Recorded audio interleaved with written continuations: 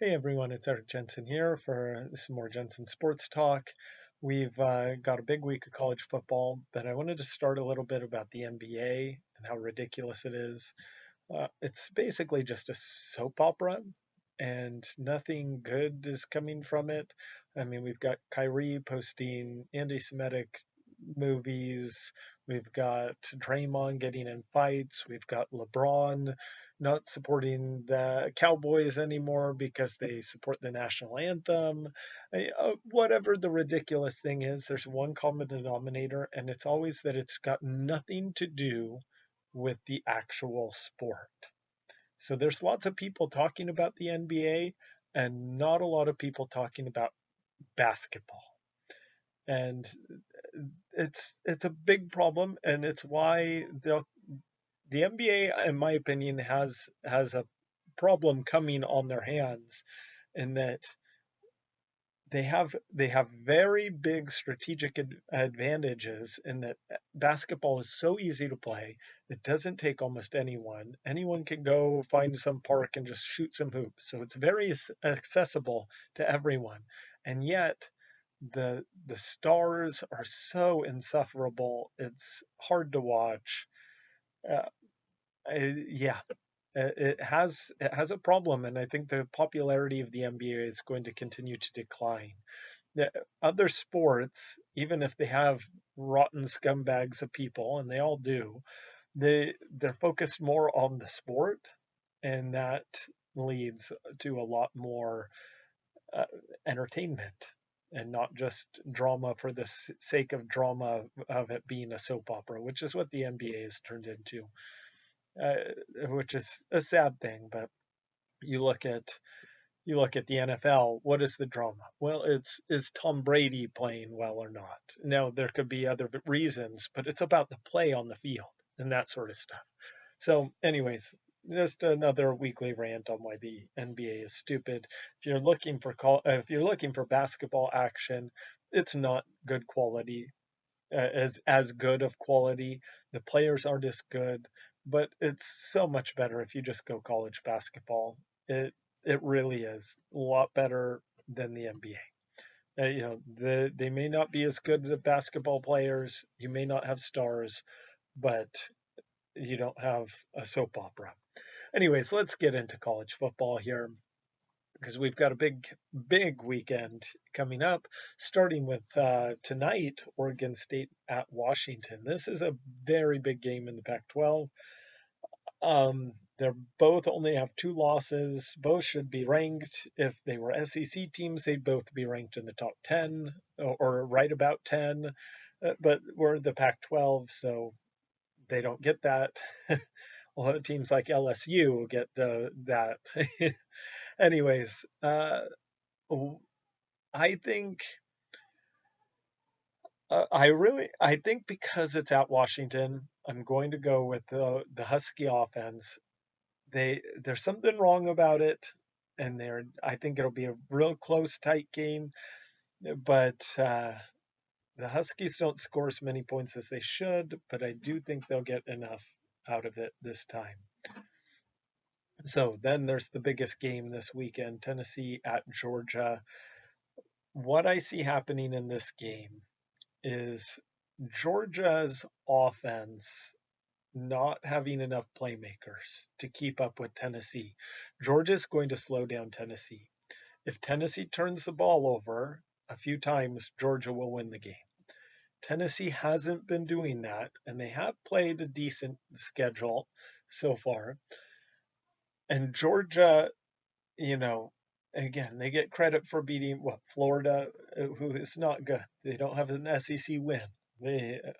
But teams are piling up wins against them, and oh, that's a good win. Well, maybe if it was like 2008 beating Florida, it would be a good win. It's not. So I think that Georgia's offense doesn't have enough firepower to keep up with Tennessee, and so I am going to call for the upset and Tennessee winning very close at Georgia and putting themselves in the driver's seat to make the playoff. And Georgia's going to need help. Now, the interesting thing on that is if Georgia gets in the playoff anyways, if that's their only loss, which could happen. Then we have Oregon at Cal. Cal, or no, Oregon at Colorado. We just did Oregon at Cal. Oregon destroyed Cal. This will be the same thing. Oregon will destroy Colorado. Colorado is not good enough to keep up with Oregon. We have Washington State at Stanford. Washington State is an okay team. Stanford is a bad team. Washington State will beat Stanford big. Stanford, you know, they need to play Notre Dame every week apparently. I don't trust them. I don't know what's happened to them, but they are not good anymore. We've got Alabama at LSU.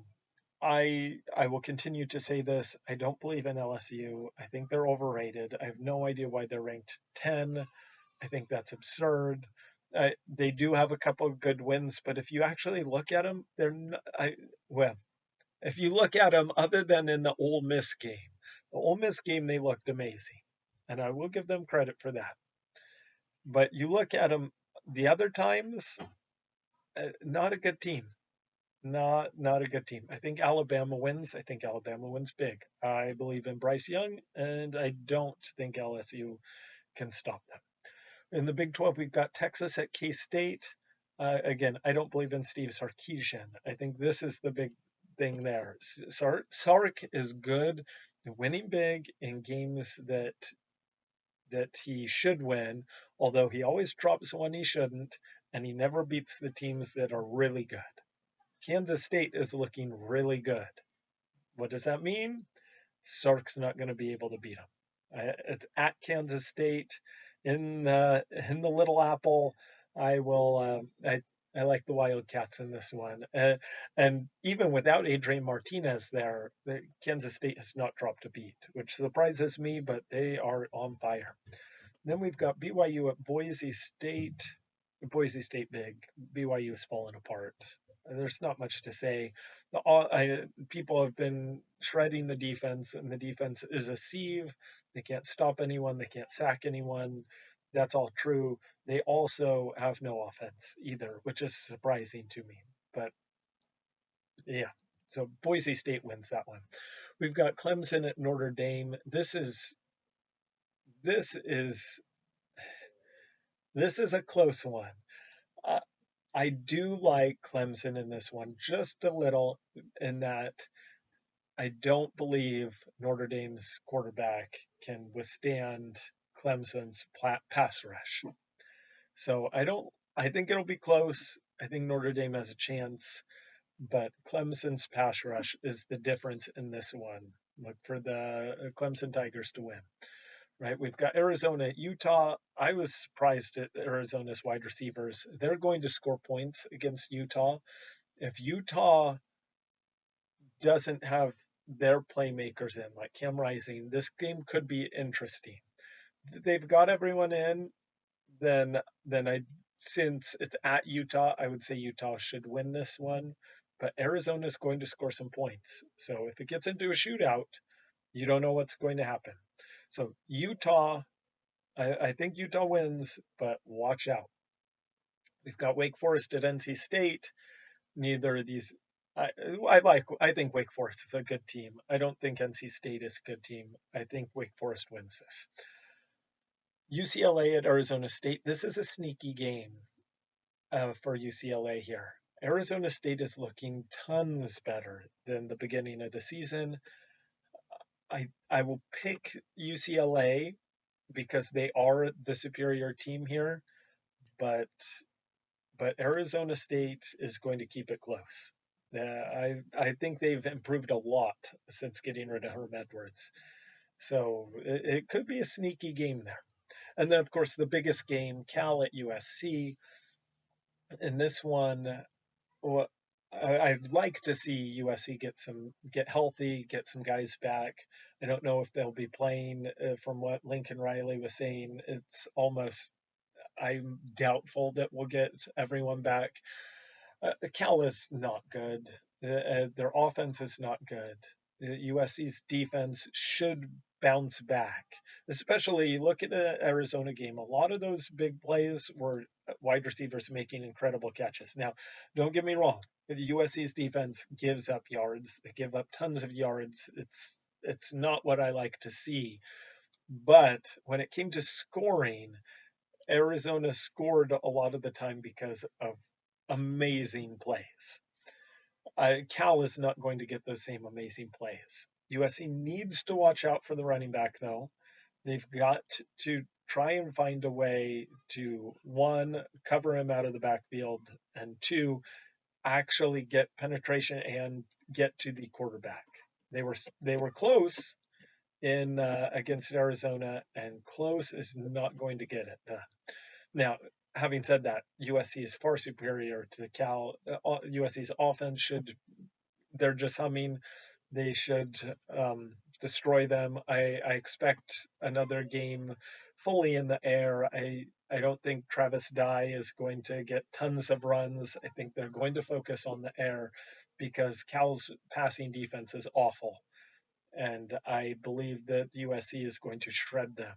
I want to see some more consistency out of the wide receivers, especially if we don't have Jordan Addison or Mario Williams in there making those catches. Want more catches because they need to hold on to that ball and not have so many drops. But USC should win this rather convincingly. It's a late game. I don't like those late games, but USC should be ready for it. I like USC big, big, big. And that's the week this time, and we will recap it next week and take it from there. All right, have it so good.